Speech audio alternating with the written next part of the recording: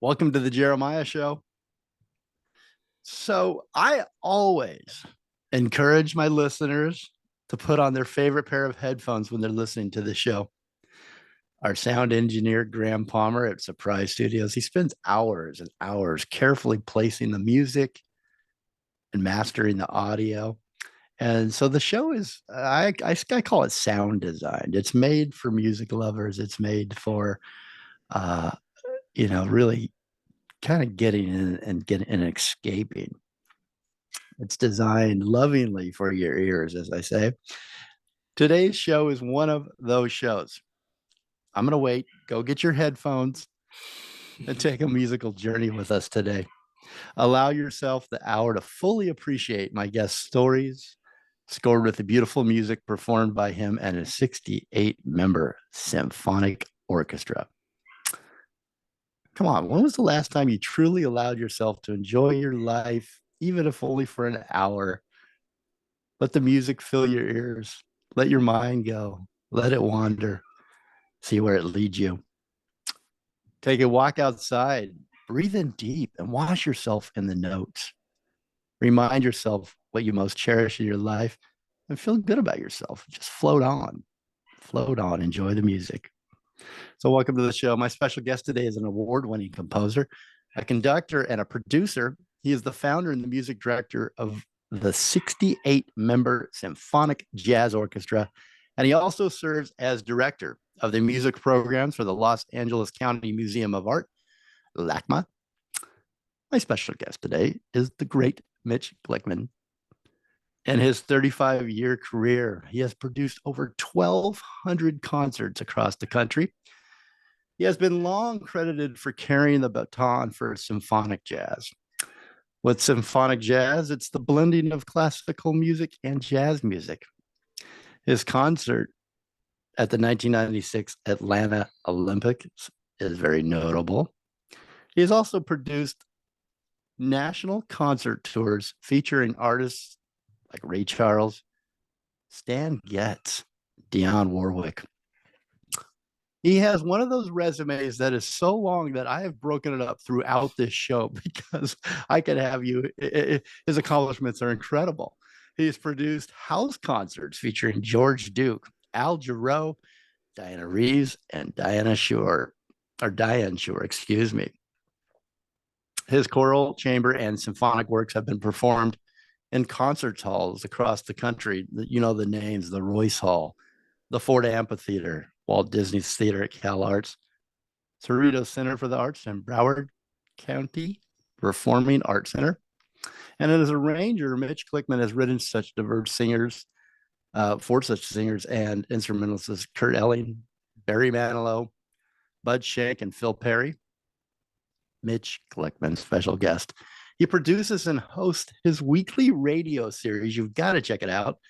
Beyond Symphonic Jazz. It's heard on K-Jazz, the jazz station in LA, 88.1 FM. In fact, I just heard from Mitch that it's 1 in 5 now of great jazz stations that's still on the radio. It's really, really great. And as an educator, Mitch leads ensembles, master classes, workshops across the country. He works tirelessly and was named the 2021 Jazz Educator of the Year by the LA Jazz Society. He is a graduate of the Oberlin Conservatory and Music and studied at Schoenberg Institute in Vienna. Welcome, Mitch. Such a great resume, man. I could just, we could spend an hour just kind of going through each one of these things. I'm fascinated by your career. Yeah, it makes for a short interview, right? Just read that and we're done. Yeah, it's nice having you. We'll see you next week. There you go. No, but there's a good story. I imagine there's many good stories here. How did, as I was reading through all of your accomplishments and looking through, listening to your music today and looking through, watching videos and everything, like diving into the world of Mitch Glickman, I thought about young Mitch Glickman. How did young Mitch discover music and get from that discovery to here? Yeah, that's a great question. The quick version, because we don't have a 10-hour show here. So the quick version is like a lot of good families, my parents thought my brother and I should have piano lessons. We had a little upright in the house. I think I was 9 or 10. My brother was 8 or 9. So we had the lady come to the house. And after about maybe 3 months, I was done. This was the most boring, soulless thing I had ever done. It was all about scales and this terrible music book. And that was it. That was the end of my career. Music, all done. That was it. Fast forward a couple years, Elton John is super big on the radio. And he's got these great piano introductions. And there's a little classical element to it he plays. And it's like, what's he doing? So now I'm totally hooked on Elton John, and I'm trying to figure out his songs on the piano. It's like, oh, he's kind of doing this, and just playing by ear. And then my parents bought me an Elton John songbook, and it's like, what? The notes are written down? This is crazy. So I always say Elton John is my first music teacher. So you went back to the piano, even though at first you did Totally. not like it. So, because there was nothing there. It was the way it was taught was just it was just rudimentary. There was no soul. There was no fun. It was just awful. Oh, that's interesting. Do you incorporate, do you take that lesson now and throughout your teachings and your lessons? Oh, yeah.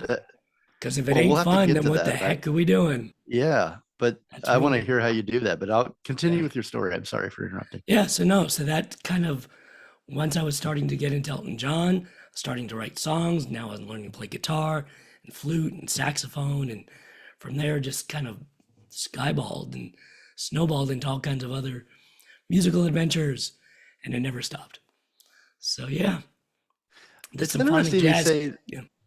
like the parents, like you said, like all parents or a lot of parents out there, they start their children with piano lessons, and the piano, more, interviewing musicians, I'm sure you do as well on your show.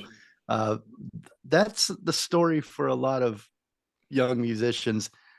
Some of them really took to it and loved it. So I wonder if that had to do with their instructor more than anything else, because it is, when you're a kid, the last thing you want to do is sit there and play, read notes and figure that out, right? I'd imagine you want to get outside and play. But so I wonder if it's the people that stuck with it. But it seems like, is it piano that the instrument that most musicians start on, would you say? Well, piano is great because the tone production anybody can do. You hit a key. Now, depending on how you obviously can coax better sound out of it, but by and large, everybody can make a sound.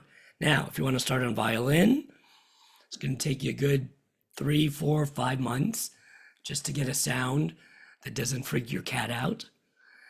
To get a trumpet sound, similar, So a lot of instruments takes a lot of sound preparation and patience. Where piano, you can just dive and play Mary Had a Little Lamb in 2 minutes. And it sounds good. So that's why it's a really good first instrument. Yeah. Mary Had a Little Lamb. I had to play that in school, and it was not it didn't turn out well. he just triggered me, as they say. PTSD, right? Yeah. Ah, Mary. I had a flute, and Mary Had a Little Lamb, and I did not Yeah. practice enough. So you've accomplished so much, as I've just barely scratched the surface. Film, television scores, concerts, symphonies, amazing music artists, and the list goes on, and teachings and all that. But was it a straight path, or Is did there you, such a meaning, thing? well, yeah, no, you're right. There's no way there's a straight path there from that description of your career. But I guess what I'm asking is, was in your mind, was there a path? Was there like, I'm going to be where you are right now? Did you have that? Did you have any sort of a plan, a master plan after Yeah, I think you the mastered thing, Elton John? yeah, I think, and when you talk to a lot of musicians, artists, I think in general, you'll find a similar story. It's really an affliction. And you don't have a choice. This is the path you have to go on. Mine is a little bit more narrow because I fell in love with this idea of combining jazz and classical. I grew up playing in orchestras. This is awesome. Big, beautiful sound. I love the jazz bands. This is dynamic and exciting. But why are these worlds so separate?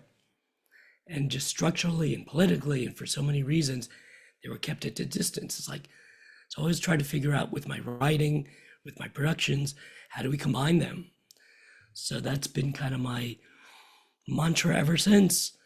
And I always joke, until I find a cure for this disease, I will keep doing what I'm doing.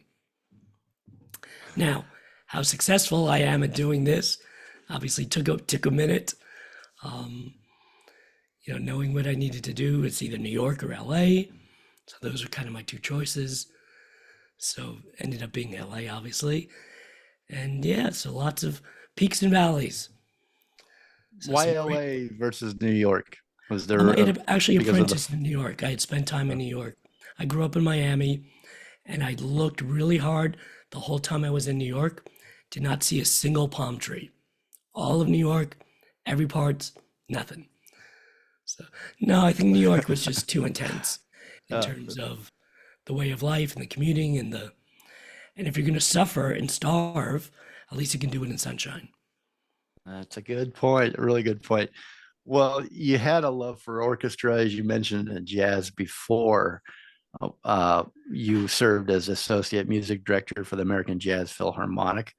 That had to have been an Yeah, and I was incredible really opportunity. fortunate through college and through some connections. I connected with this wonderful composer and producer, a guy named Jack Elliott. And truth be told, I pretty much owe everything I've got to him. And he kind of took me under his wing. Before I figured out that he was this great TV composer and film composer, I knew he had this greatest band in the world. It was a band that took a symphony and a jazz band and combined them together. And they would commission lots of new music. And it's like, this is it. This is what I got to do. So I figured out a way. I kind of connected with him in college.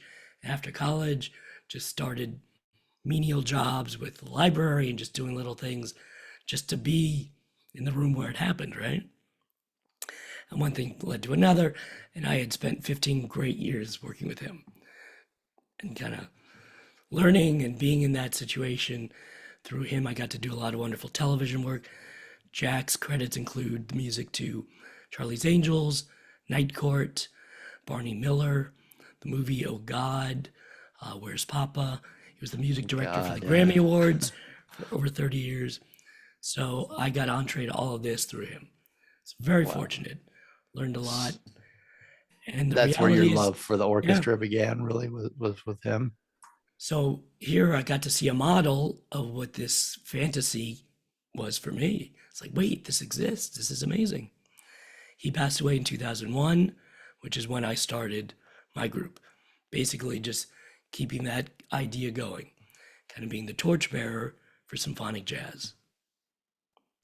Is there, give me other examples. Is there anyone else that was doing this at that time, or was it mainly credited to Jack Elliott? Yeah, great question. So this all goes back 100 years. 1924, there was this crazy concert by a band leader named Paul Whiteman. And he wanted to take jazz and put it on a concert stage for the first time. So he asked all these great composers of the day, Irving Berlin, Jerome Kern, Victor Herbert, to write something for this concert. And there was this young kid he knew, not too many people really knew him, a kid named George Gershwin. And he said, hey, write a piano concerto for this big concert. And Gershwin's like, I have no time. I'll write something. He's in the middle of a Broadway show. He's traveling to Boston. So on the train between New York and Boston, he cranks out Rhapsody in Blue. It was premiered. Everybody went crazy. And that's really the crystallization. And that's actually where the phrase symphonic jazz comes from. Paul Whiteman coined that after the success of Rhapsody in Blue. So the idea that jazz and classical could combine has now been done. And ever since, there's been different groups over time that have perpetuated this.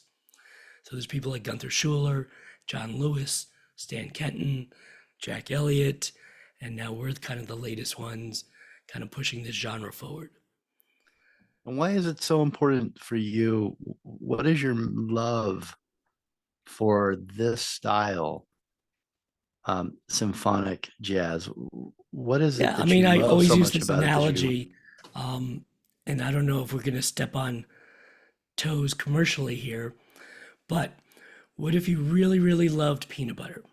Peanut butter is quintessentially American, this great creation. It has this wonderful energy. It's a new flavor. But what if you also love chocolate?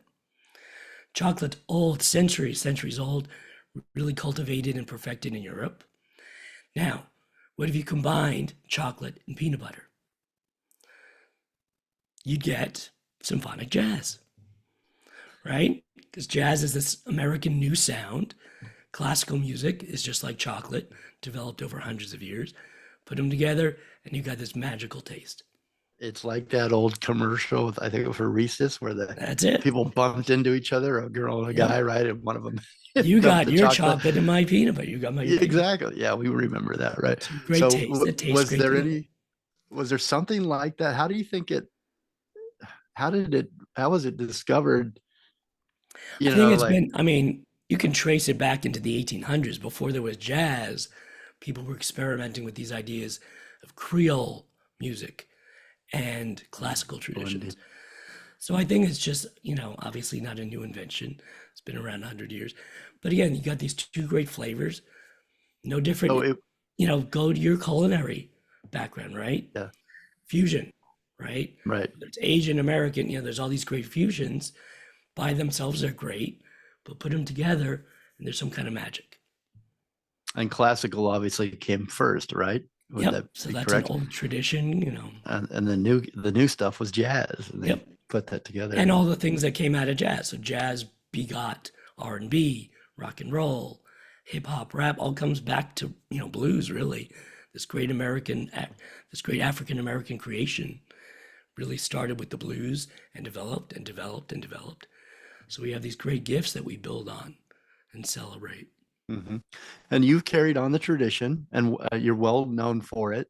And where do you think it's going to go, Mitch? Where would you like to see when you pass the Yeah, baton? Or do you that's the hope? beauty. Mhm. We've commissioned, dozens and dozens of new pieces.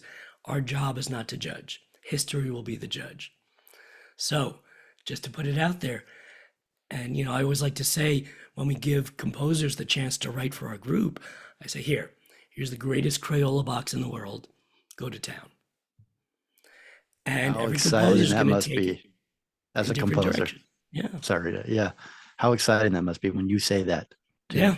a music artist and a composer. So Um, yeah, so some go in where this do you think direction, some his? go in this direction. Yeah. Mhm.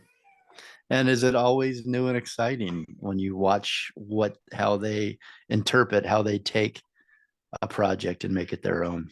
It's like Christmas. You got this big, beautiful box, and you open it up, and you have no idea what's inside.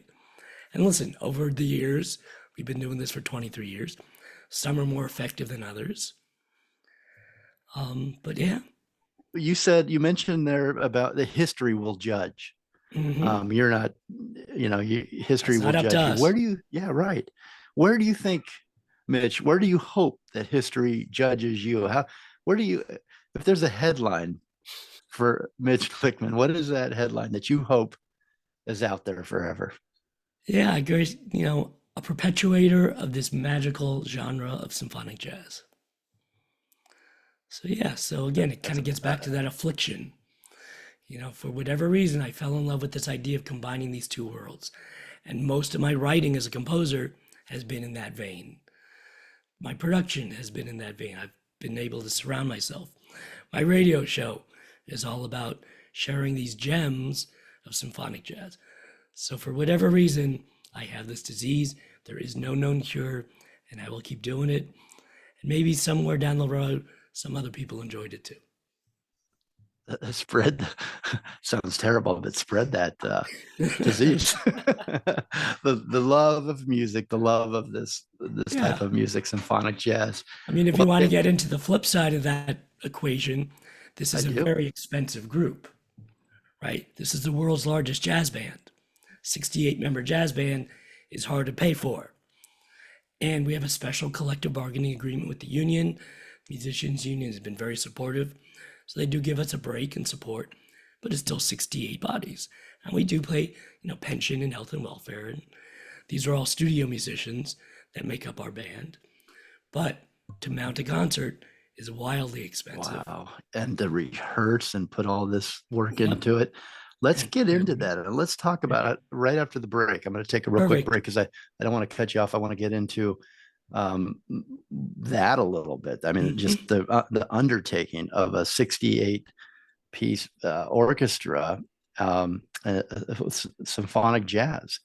I was aware of symphonic jazz when I was listening to the music that you sent over today, though. It actually really kind of opened my mind to a lot of different things. And I thought, have I really appreciated this with the definition of this is symphonic jazz? Mm-hmm.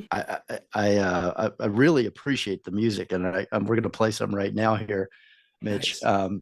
So let's take that quick break, and then we'll come back and talk about the Symphonic Jazz Orchestra, which you created. You're the music director of and the founder. My special guest today is Mitch Glickman. He's an award-winning composer, a conductor, and producer for the, as I said, the Symphonic Jazz Orchestra. He's got a show on radio. You got to check it out. He's got two, not just one. So I'm going to find out what the second one is. I know of one, Beyond Symphonic Jazz. It's heard in LA and streaming globally on KJazz 88.1 FM. KJazz 88.1 FM, America's jazz and blues station. Check out during the break here. Go to SJO. That's Symphonic Jazz Orchestra. SJOmusic.org. You can follow them on Instagram, Facebook, and keep up with everything that's happening. You can see them in person coming up May 11th, almost a month or so from now. Celebrate the Rhapsody in Blue Centennial with the Symphonic Jazz Orchestra and a very special guest, piano soloist Marcus Roberts. We're going to play a song, the acoustic version of Rhapsody in Blue today by Marcus Roberts, a little bit later in the program. The Symphonic Jazz Orchestra, again, it's May 11th. It's a Saturday night, 7 p.m. Get there early at 7, pre-concert talk with Marcus Roberts and SJO music director Mitch Glickman, my special guest today. It's followed by a performance, a Rhapsody in Blue, 8 p.m. is the concert. SJOmusic.org. That's where you can get your tickets. But guess what? Mitch has kindly given us 2 VIP tickets. So get a hold of me, Jeremiah at the Jeremiah Show, or on any of the socials. How are we going to give these away? Do we ask a question, Mitch? That's a $1 million question. I'll leave that to you. Okay. Well, I'll figure that out before the next break, but we do have them too, and they are yours. So get a hold of me. We'll be right back after this break. We're going to take you to break right now and listen to the Symphonic Captain's Journey. It's called Calm.